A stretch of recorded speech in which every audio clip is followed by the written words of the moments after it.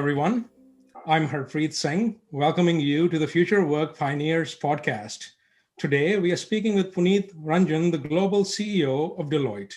He leads an approximately $48 billion business with 300,000 employees in 150 countries. Under Punit's leadership, Deloitte launched WorldClass, a social impact initiative that seeks to empower 50 million people with education and skills development by the year 2030.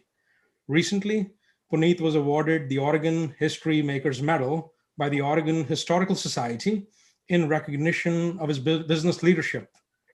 Punit, welcome to the show. Well, thank you, Harpreet. Great to be with you. So give us a sense of your background. You started your journey in a small Indian town of Rohtak and became the head of the largest professional services firm in the world. There aren't many success stories like yours. What were some of the challenges that you had to overcome, and what enabled you to break the glass ceiling?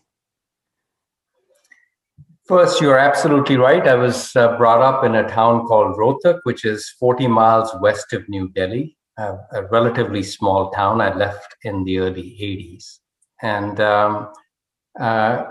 when I was growing up in Rohtak, and if you had lined me up with all my peers and my friends, I don't think anybody would have said that I would amount to anything, to much. And I think they're as surprised as I am that I ended up where I did. I would have never imagined in my wildest dreams that I would have an opportunity to be a partner at Deloitte, to lead Deloitte. Frankly, I didn't even know that a firm like Deloitte existed. What changed my life was the Rotary Foundation scholarship. I was a scholar from Northern India and sight unseen, never been on an airplane, never been outside the country. I came to the United States, which is where the scholarship was applicable. And the rest, as they say, is history. I mean, I went to school here and then I started working with Deloitte 35 years ago. And really started first to learn my craft, become good at it, and then eventually had the opportunity to lead the organization. And I'm very grateful. And I can frankly say, Harpreet, that I had no clue. I did not ever anticipate that I would be where I am. I'm very grateful, but I certainly did not early in my life or early in my career. That's very humble of you to say. I asked a question to Mark Cuban on the show, and I would like to get your perspective as well. The United States is a cradle of innovation that has been built on the back of immigrants. 45% of Fortune 500 companies were founded by immigrants or their kids. These companies have created millions of jobs and contributed substantially to our nation's GDP. I was surprised to learn that in Illinois, last year, the revenue brought in by immigrant-founded Fortune 500 companies was equal to 70% of the state's GDP. Given the contribution of immigrants to the American economy, what are your hopes for immigration reform under the new Biden administration? First off, that was a very impressive and interesting statistic that you just cited. 70% of the GDP of the state of Illinois contributed by immigrant families. In your question is really the answer. What makes this country wonderful, unique, the leader in the world, is the fact that it has immigrants at its core. The immigrants have been central to the American experience and to the American story. And I think what distinguishes us from many other countries in the world is the fact that we have this view of welcoming immigrants into our society. People like you, the best and the brightest from the different parts of the world that come to America, embrace the American dream, and then contribute back. And so I am a very big proponent of continuing that tradition. It is central to the American experience, and it would be a real shame. I think it would be America would not be America without a immigration policy that is that is welcoming, like it has been for ever since our founding. Shifting gears, we are here to discuss future work. How would you define future work, and what is your vision for Deloitte? Well, I think the first thing that you need to have is a perspective that work is a defining element of a person's life. And I think if you can get to that viewpoint, where work is, all of us, you, me, spend a significant amount of our times doing a craft, working. And at the end, when we look back, and I'm closer to it than you are, but when we look back, I hope that we can look back and say that my efforts, my work led to something meaningful, that it created an impact on customers or clients that I served, on people that I worked with, or in the communities that I lived and worked in. So if you can take that view around work, I hope that is the view around future of work. I don't believe that your question, it was expecting an answer like that. I think you were more interested in how, with things changing, would work itself change? And let me get to that piece. I think work is being impacted by technology, by ways in which work is done, by artificial intelligence, robotics.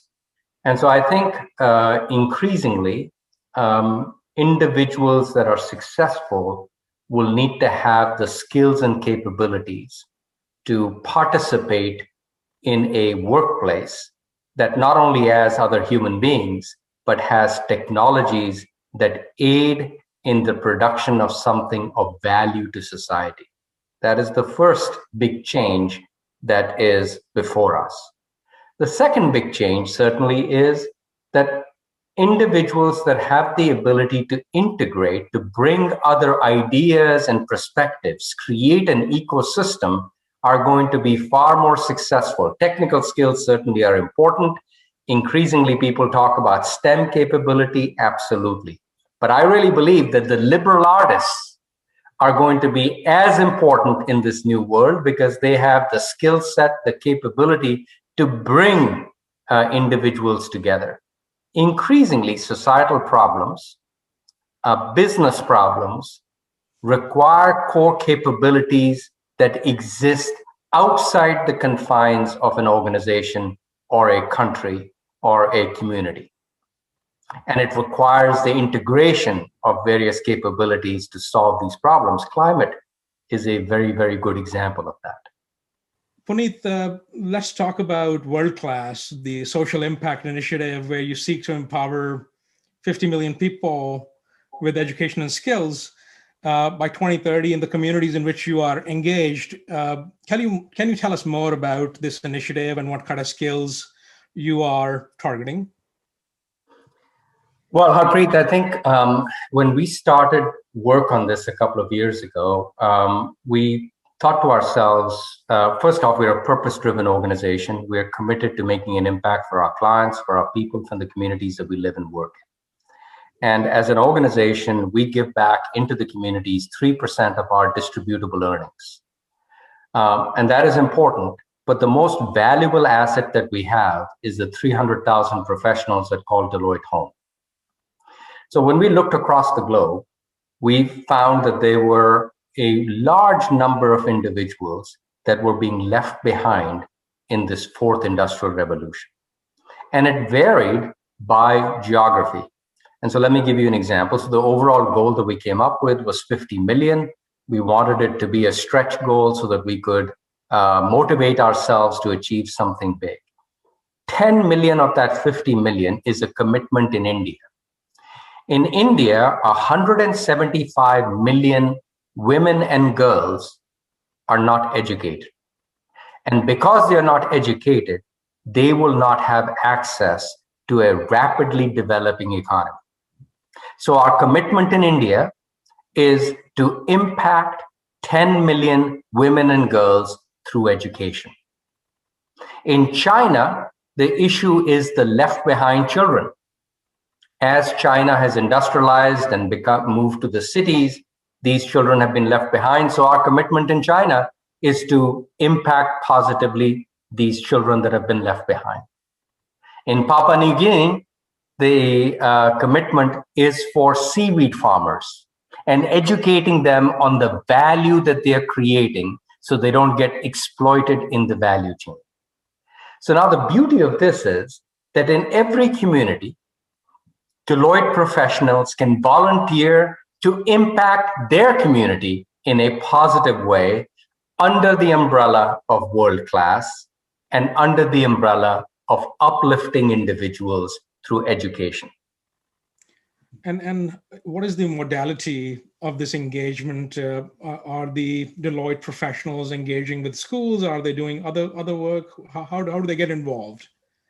Excellent question. So let's take India again. There are the commitment in India now involves two NGOs, Pratham and Katha, that are working in this sector in India. And Deloitte professionals work with them to impact the women and girls that Pratham and Katha are organizing to give them education, skills, and capabilities so that they can participate in the Indian economy. We're going to expand that. In India, we've had tremendous success, and I think we're going to go from 10 million to 30 million in India alone. And so our overall target will increase. But we're going to try and expand it from just education to skills, and then hopefully marry them up with a job. And the thinking, Harpreet, is that if you impact the women and girls, give them education, it certainly impacts them personally, but it impacts their families. And so there is a real multiplier effect to what we are trying to get done. And then the benefit to Deloitte is that you get engagement from our people. You leverage the most valuable asset that Deloitte has, which is our people, and of course, the money that we put in. This episode is brought to you by Experfy. Incubated in Harvard Innovation Lab, Experfy provides custom future of work solutions, such as private talent clouds and skill taxonomies. Experfy differentiates itself by using subject matter experts to pre-vet and pipeline candidates for AI and high-end technology skills. However, Experfy Talent Cloud Platform is skill agnostic and can be licensed to build custom talent clouds for any and all skills. In a different use case, enterprises interested in employee intermobility can license the Experfy platform to create an internal gigs marketplace where interested employees can be algorithmically matched to projects, gamifying their learning experience. Visit www.experfy.com for more information. Staying with this social impact theme, can you also talk about the work you're doing when it comes to climate change and also some of the COVID-related relief effort in India specifically? Well, I think both very interesting and good questions. Let me take them one at a time. Climate is the existential threat for our generation. COVID has been horrendous. This last year has been just terrible. For each of us individually, for our communities, for the people that have been impacted. But I think climate is an even bigger threat.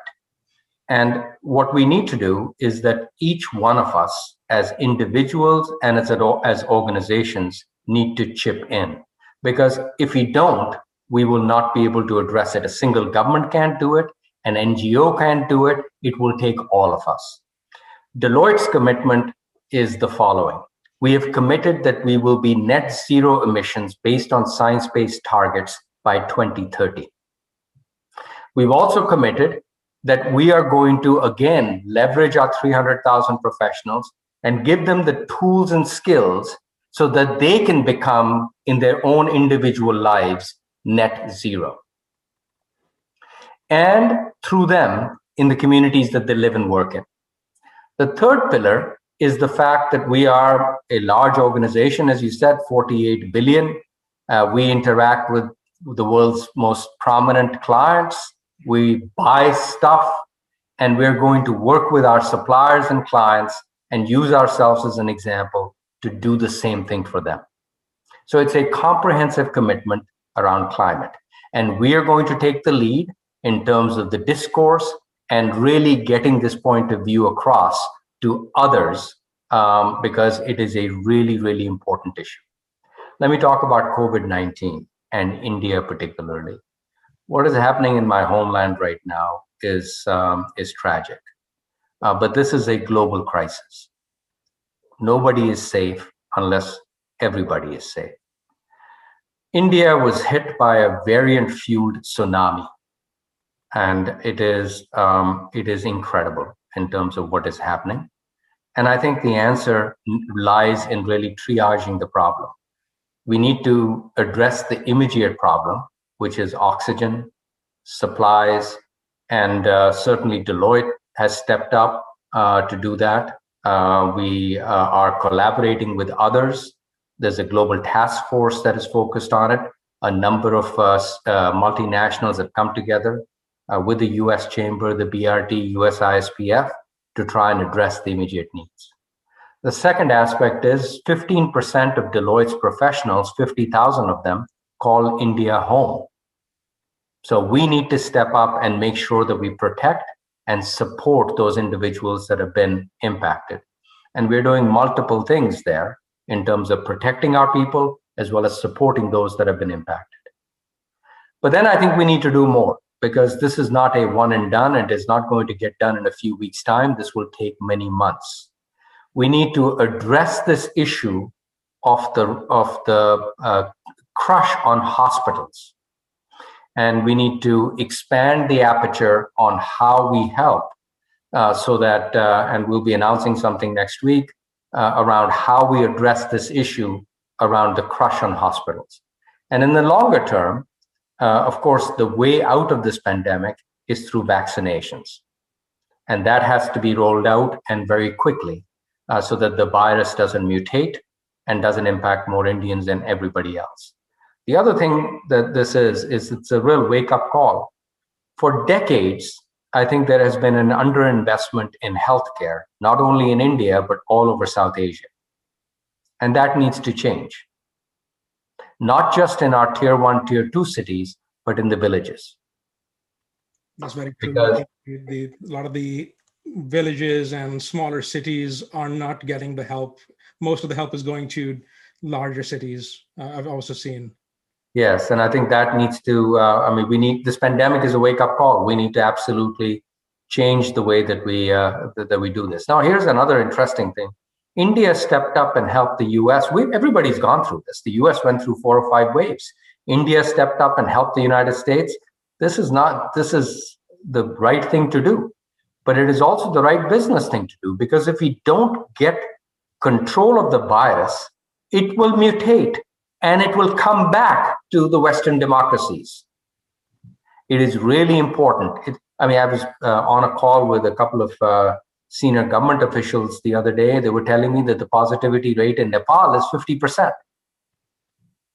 And it has spread to other countries in South Asia. The variant is now in the United Kingdom. It's even in the United States. Mm-hmm. So it is really important for all of us to address this issue. Since we're talking about the pandemic, can you reflect on how it's impacted your professional life and what kind of practices you think are here to stay? What a horrible year, Harpreet. Who could have imagined back in March or April that we would be Zooming from 5, 6 in the morning till late at night? There have been it's been disruptive. There is no doubt about that. There are some real negatives in terms of mental health, in terms of the breakdown of home and office and work. So there have been real negatives. And I think human beings are social animals. The ability to interact with people, the fact that we lost that has been the negative. There have been life has been really deeply disruptive. I'm not saying anything that you don't already know. But there have been some things that have been reaffirmed. we believed that we were on the cusp of a 15-year technology-enabled growth cycle, secular growth cycle. And that has been certainly affirmed by the pandemic in the sense that digitization, the use of technology has accelerated. And I think that's honestly been a positive. Our ability to leverage technology like you and I are doing today will hold us in good stead going forward. It has also given us an opportunity, Harpreet, to really take a step back, a pause, if you will, and look at our personal lives and look at the way that we live as a community, global community, and try and decide that we need to do things differently. What do I mean by that? I used to travel 3 weeks a month. Never again am I going to do that. Never, ever, ever again. Why the heck did I do that? I'm going to leverage technology. And it's going to be good for my well-being. It's going to be good for my family life. I think it's going to be good for the environment. The pandemic has given us a chance, one chance, for us to address other significant issues like climate change, like systemic bias, like income inequality. It will be a shame. In fact, I fear the disdain that my 17-year-old son will have if we do not address this now. It is our generation's responsibility. And I think the pandemic has given us an opportunity to reassess, to do things differently. For businesses, it's both a reassessment as well as an opportunity. Supply chains, thinking about how business is conducted. I'll give you an example from Deloitte's standpoint.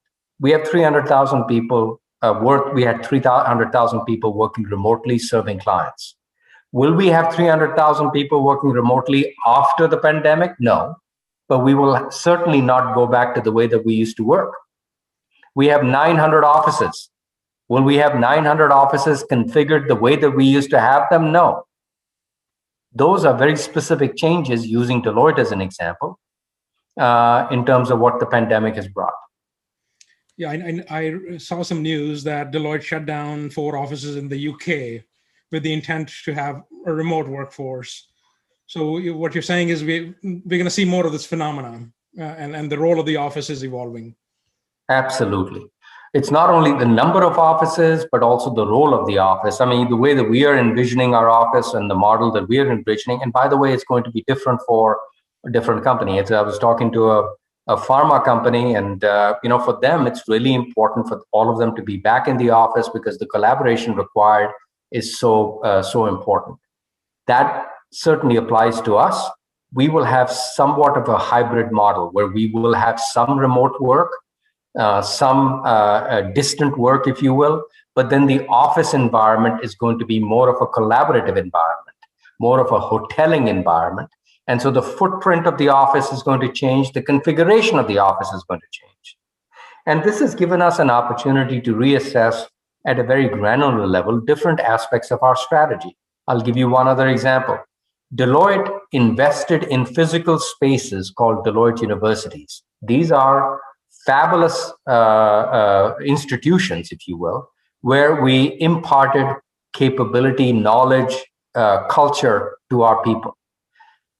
The pandemic reaffirmed that, but what we are going to focus on in Deloitte University is going to change. It's going to be more around the cultural aspects, around what it means to be a Deloitte professional that is going to be emphasized at Deloitte University. Some of the technical training might actually be done via remote learning, like the interview that you and I are doing right now.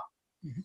Now, speaking of culture, having a strong corporate culture is imperative. How do you create a culture when an organization is so decentralized?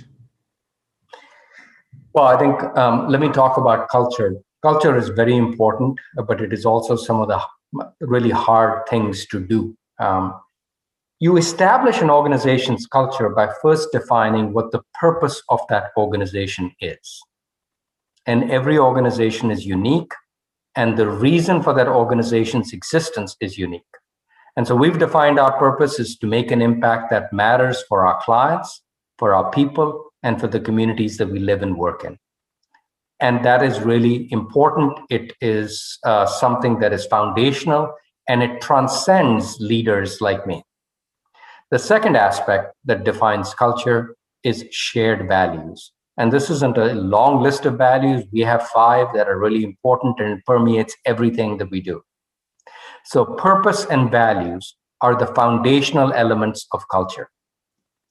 And then, of course, you operationalize that through your strategy and how you implement that strategy. And that is exactly what we do. Is we start with our purpose. We remind ourselves of our values and make sure that we constantly test against those values.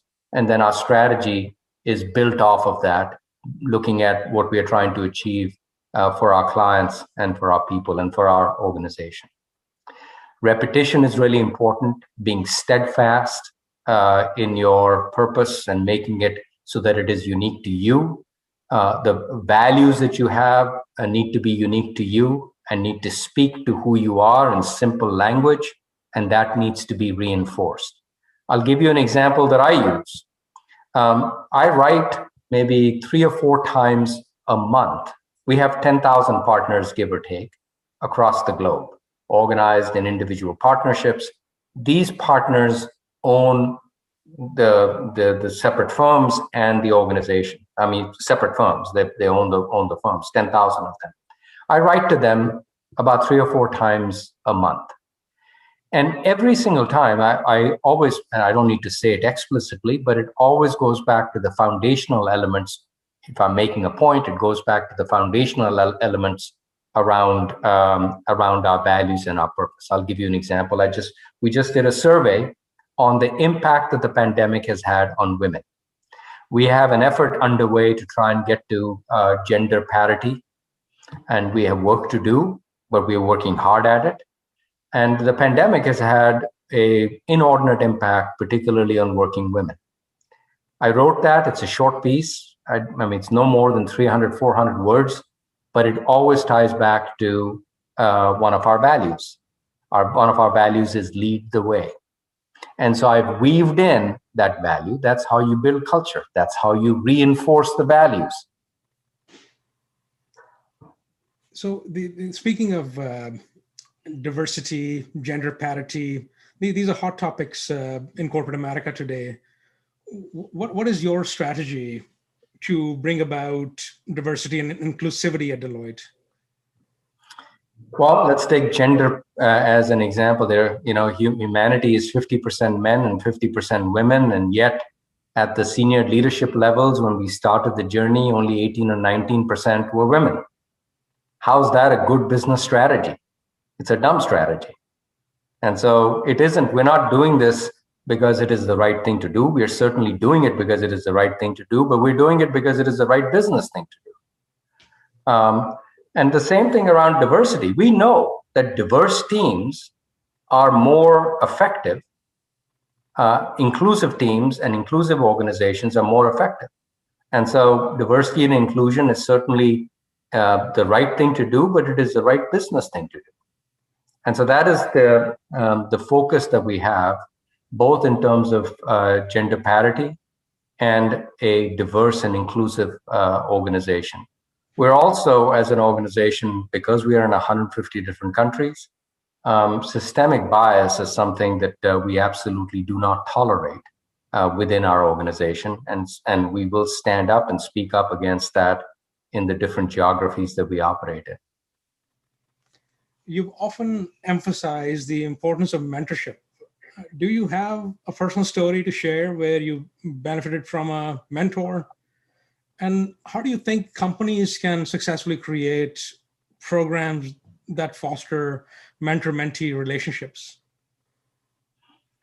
Absolutely, I have a story. I mean, when I started with Deloitte, what we try and do is we try and teach individuals and professionals to become good at a craft, at something that can add value to clients. And my area of expertise is M&A, and particularly post-merger integration. And you learn that craft certainly by doing, but you learn it from more senior professionals. And the professional that taught me, that mentored me, was a professional out of Dallas, Texas. His name was Tom. I won't give you his last name, but a senior partner, very demanding individual, but an expert at M&A and post-merger integration. By happenstance, early in my career, I was staffed on an engagement that he was leading. I found it to be very interesting. I performed well, that he thought that I had some capabilities. And I sought him out and really started working with him.